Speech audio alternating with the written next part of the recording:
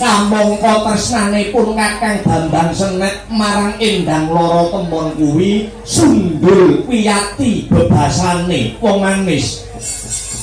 Kakang ora kok ateges aku ora percaya ature panjenengan. Nanging ayo to monggo saiki diitung bareng-bareng Kang. Wis pirang sasi, wis pirang taun aku iki kelawan panjenenganmu wis pepacangan. Saiki diitung bareng-bareng wis pirang sasi, wis pirang taun anggone aku kelawan Kakang anggone pepacangan iki. Aku iki bocah wadon, aku iki wong wedok. Aku wedi nek mung dinggo dolanan bocah lanang. Pendak biar pendak dino, tangga-tangga iki padha alok. Kae runtang-runtung wong loro ngalor ngidul ngetan ulon ya wis nginep barang.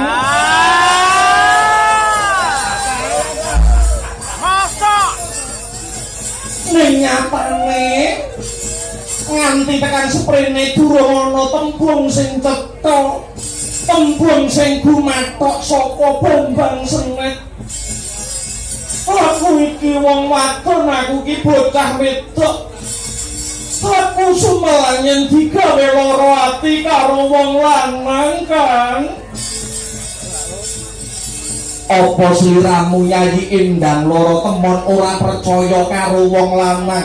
Jaman saiki goleki wong lanang sing gampang dipercaya ki angel. Betul. Nalika jaman pacangan kowe kaya ya kok. Wis sumpah prasetya urip donya prateng gelahaning bareng wis suwe, nyatane katresnane ya iso luntur, nyatane ya ana tembung bosen. Ya, sapa kuwi? Balik ta. Tak kidul ngono. Mula ya Bang, Kakang Senet. Nadyan to aku kuwi putri saka negara Dwarawati. Sliramu kuwi anak lurah Karangkadempel. Menyatane kabeh wis padha nyekseni nadyan to lurah Kyai Semar kuwi pranyata lurah jimat kang bisa ngucap pusaka kang bisa kandha. Babar pisan aku ora isin dadi anake lurah. Ya syukur bagi sewu yen pancen kaya mangkono. Percaya marang aku ya Yayi. Kalamun pun Kakang Bambang Senet ora bakal ninggalake Yayi Endang Loro Temon. Yen pancen tresna lair batin dadi cah lanang mbok kudune piye ngono. Sowan ning pakku, sowan ning wong tuaku, sowan ning Dwarawati. Matur ana ngarsane Kanjeng Rama Prabu Sri Bathara Kresna. Dadi wong lanang mbok sing kendel aja ingah-ingi. Apa? Kok mesti anggere dolan omah kok mesti pas wayah omah sepi. Angger dolan ning omahku mesti pas wong tuaku ora ning omah.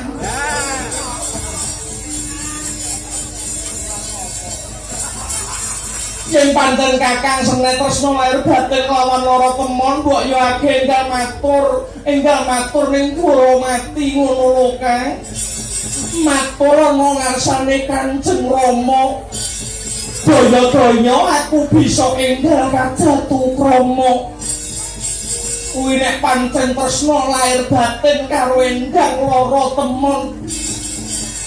Nen yen Kakang Bambang Senet ora tresna karo Loro Temon, bek enggal matura saiki kang mumpung durung kebathok wae ku lara ati lah.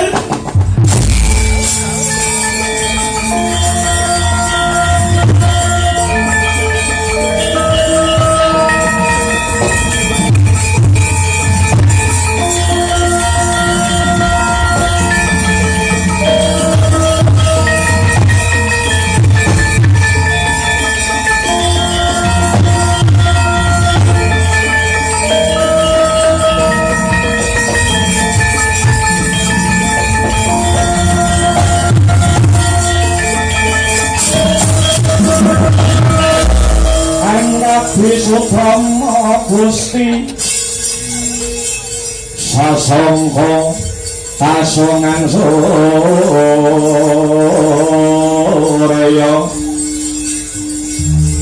sasangka kasongan surya prabanyo sumungsung aswa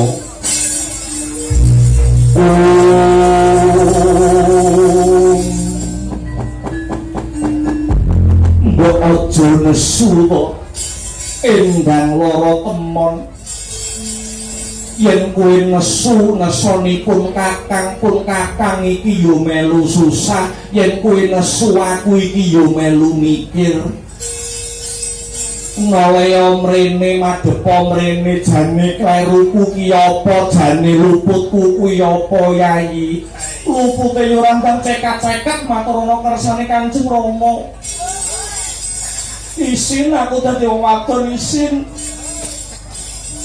panjenengan kakang senek ora krungu rasanane tangga ki panjenengan ora krungu coba to sing krungu ki aku kang sing bendina ngrungokke ki aku tangga-tangga iki pendak dina akeh sing ngrasani ki lho mobil putih marane ngono sok kaya dirabi ngono kuwi RM mobil RM iya sing sareh sing sabar aku tak nyelengi luwih dhisik ora tenang kok aku wis hafal alasane wong netong lanang-lanang kuwi arep endo dicak rabi iki mesti alasane tak nyelengi sik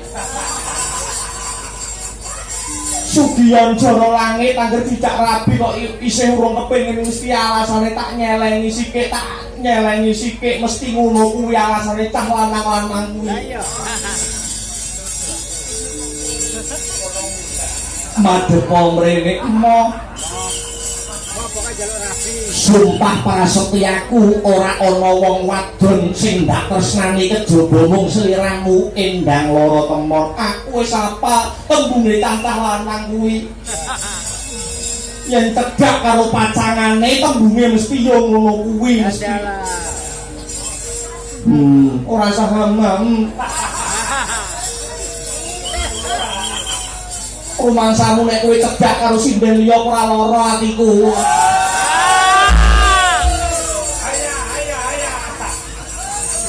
cedhak karo malah ora usah aku nate mbok jak mangan aku nate mbok jak sarapan bermain kok ya tempo karo sinden gendakanmu lawas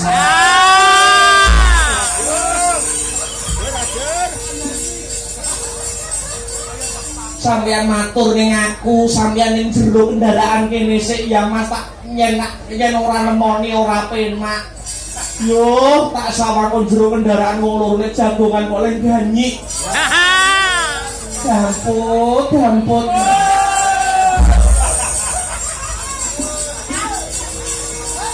terus-terusno lek nakal ngono iki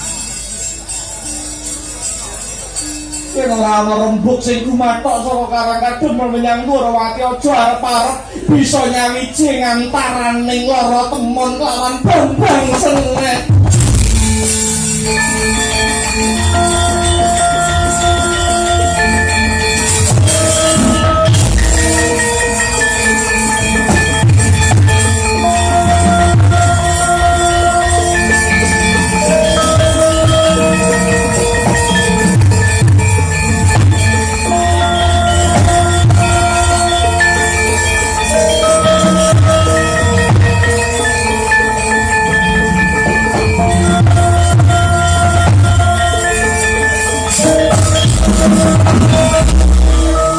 pancen wis kinudrating jagat nek wong lanang ki nggon salah-salahan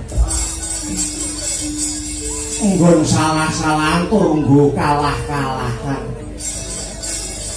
mongko aku iki ya ora duweni sesawangan wong wadon liya rumangsaku nek ndakmu karo aku kok nganggo tembung sing ora-ora.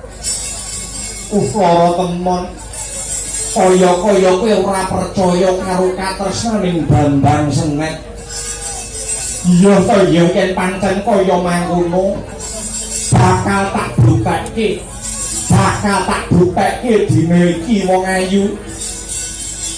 Bambang Senet bakal mbuktekake lamun aku iki satriya tanah Jawa. Kanggo gemi marang janji. Kanggo gemi marang sumpah kang sarta prasetya.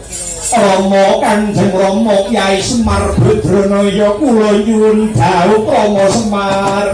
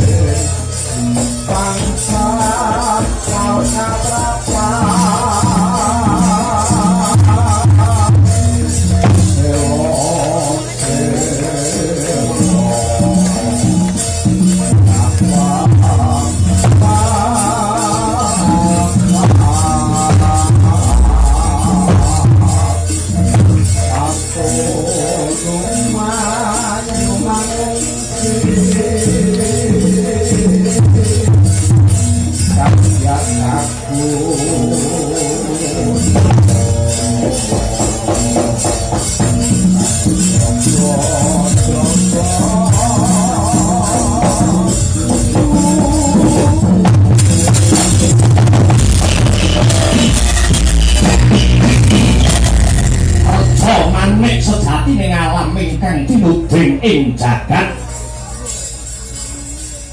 abdiku sing dak tresnani abdiku sakloron sing dak tresnani togok tejo ngantri kawula wonten timbalan ingkang adawuh sinuwun sinuwun jimat pepundhen kula donya kaping 8 sinuwun ing negari Arga Bentar Kanjeng Gusti sinuwun Prabu Yaksa Durgangsa apa dene kowe abdiku sing ndak tresnani uga belung Sarawita wonten jago juragan nimbali kula pun belung Sarawita marmane ing ripalungguhan iki kowe adoh ndak awe cerak-cerak saya ndak raketake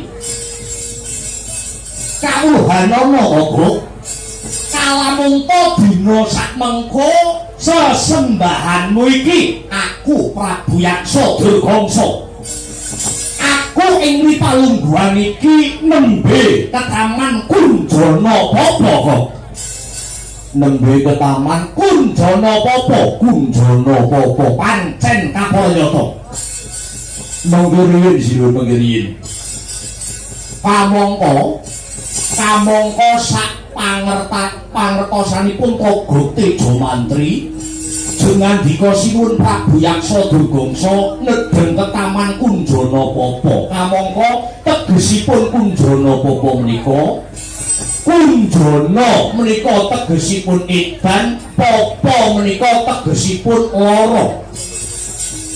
Maknanipun lara kedanan.